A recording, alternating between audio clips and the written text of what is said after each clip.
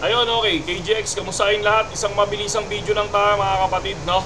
So, okay. So ngayon, kung tinitingnan natin, itong tinitingnan natin ngayon. So 95,700, umuulan lang kaya medyo napapasigaw tayo.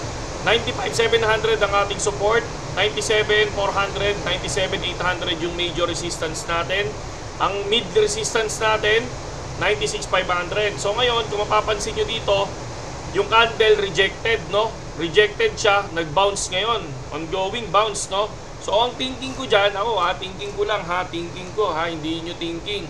Bumili ngayon ako ng spot, no? Bumili ako ng worth 11,000 ngayon kay BTC, mga kapatid, no? Bumili tayo. So ngayon ang gagawin ko, magti-TP ako dito sa area na to, no? So 97. So pag nakuha yung 97, take profit ako and then pasok ulit ako sa 97,400. Ganun ako pumapasok kapag spot trading naman. Kunyari may support and resistance ako. Once na nakuha si support, rejected, ang gagawin ko, buy na ako dyan kasi possible mag-pump. Di ba? Parang kunyari ito, no? Rejected, buy dito, lumipad. Parang ganun siya. Okay?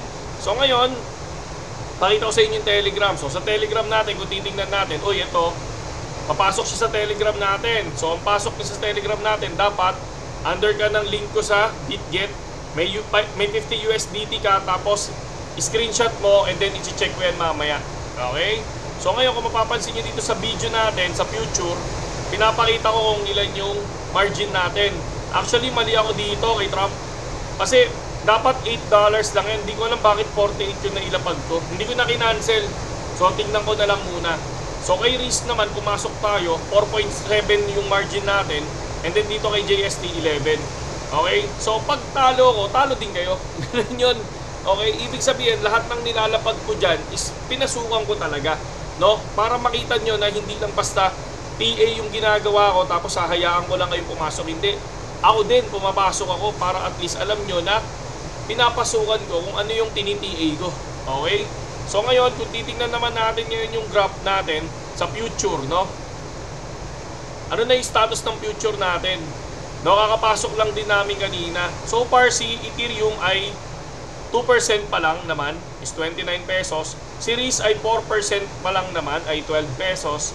Si Trump ay 0.67, 18 pesos. And si JST is 1% pa lang naman, 7.9. So far, talagang boring si market dahil Sunday ngayon. Okay? Pero pagdating next week or pagdating ng Monday, Tuesday, Wednesday, hanggang Wednesday, makikita nyo yung volatility. No?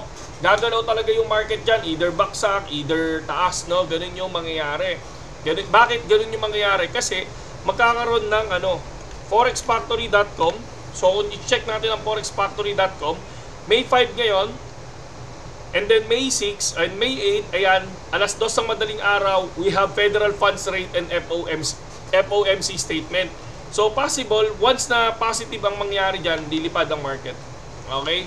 So kaya magkakaroon ng volatility bago dumating yan, mga kapatid. Okay? So yun yung isa sa mga chine-check natin pagdating sa crypto trading. Ganun din sa Forex, no?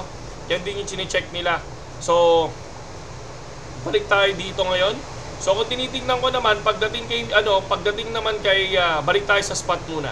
Balik tayo sa spot trading. Pagdating naman kay Ethereum, mga kapatid, no? Naalala niyo yung guhit ko dati kay Ethereum, no? Yun doon sa Facebook natin ginuhit yun eh. Pinakita natin yun sa Facebook. Pero ngayon kung tinitingnan ko siya, kumbaga kasi sa pool na yung linya natin. Ito sa daily time frame natin to, no? So nabasag niya na at tingin ko naman dito baka dumiretso na to kahit papano, lumipad na ng lumipad to, no? Kung naniniwala tayo sa isa pang bull run, mga kapatid. Okay, sa isa pang pump. So tingnan natin lahat yan, mga kapatid, kasi ang importante sa atin is lagi natin susubaybayan yung trade natin, yung market. Lalo na ako kasi content creator tayo eh. Kumbaga parang nag-news tayo about sa ginagawa natin. Actually, ako news ko yun, lagi kong ginagawa eh. 'Di ba? Para makita ninyo eh. Para makita niyo kung ano yung binili ko, para makita ninyo naging profitable ba. Although tapos na, no? Tapos na dapat ako mag-invest eh. 'Di ba? Goods na, nag-profit na. Kita niyo naman yan last year, nag-profit tayo kay XRP, Dogecoin, Ethereum din, tapos na yan. RON token, BGB. So, tapos na yan. No? Kaya lang, nung nanalo si Trump is nag-invest ulit tayo ng Ethereum, no, bago manalo. So, lumipad siya, nag-4-1. May nag-TP ba? So, ewan ko lang kung may nag-TP. So, ngayon tayo, nag-TP tayo ng 3.6. After natin mag-TP ng 3.6, bumili tayo ng 3.2, nag-TP ng 3.5. Tapos, bumagsak siya hanggang 2.5, pero bumili tayo ng 2.8. Binalikan si 2.8, nagbenta na tayo. And then ngayon, pumunta tayo sa saan? Bumili tayo ulit dahil bumagsak na siya. No, bumili tayo sa 1,780. Ito, no, 1,780 worth 200, 1,550 worth 200, 1,520 worth 4.4 hanggang 5K yan. No? 11, 10, 5.4 and 5K. So, yan yun. Yan yung ano natin. Then, ito pa lang yung ating pinapakita natin yan. Ito yung future na, ito yung sa spot natin. And then ngayon, yung sa BTC ngayon, mamaya ipapakita natin kasi hindi ako dito bumili. Mamaya ipapakita ko na lang doon sa mismong thumbnail natin, no? Kasi ayoko na nag-open ng malaking pera sa YouTube channel natin, lalo na sa screen. Kasi baka mamaya uso yung hack, no? Kaya iniba natin, no? Nilipat natin sa original na ano natin, BitGet account natin. Mahirap na mga kapatid, alam niyo na, no? Dami na hack, di ba? So, nakita niyo naman, ang titindi ng mga hacker ngayon. So, planning to buy na ng Ledger, no? So, nung nakaraan kasing taon, wala, hindi ko alam eh. Talagang hindi ako nag-Ledger eh. Pero meron akong Trezor. Pero yung Trezor ko kasi is for Axie Infinity yun, no? So, ayan, yan lang naman yung nakikita ko dyan. Pero, for me, it's a good sign na, no? Para lumipad si ETH. Kasi kung titingnan nyo, nagme-maintain na lang to sa 1,750 to 1,850. Nagme-maintain na siya dyan at kailangan niya lang basagin si 1,850, 1,875. Once na nabasag niya si 1,875, I think si 1,9 makikita na natin. Babalik, no? At pag nabasag niya si 2,000, I think makikita na natin si 2,500, 2,300 hanggang 2,500. So, yan yung nakikita ko dyan, no? Pero, syempre, hindi yun financial advice, okay? Meron akong Ethereum, kaya alam nyo naman yun. Okay, so next, punta tayo kay Pi Network. So, kay Pi naman, kung titingnan nyo, ayan, no? Lumipad si Pi. So, ito yung ating TA kay Pi Network. So, ayan. Kapon, nag-TA tayo ng 0.5850. Bumaba lang si Pi Network ng katiting eh.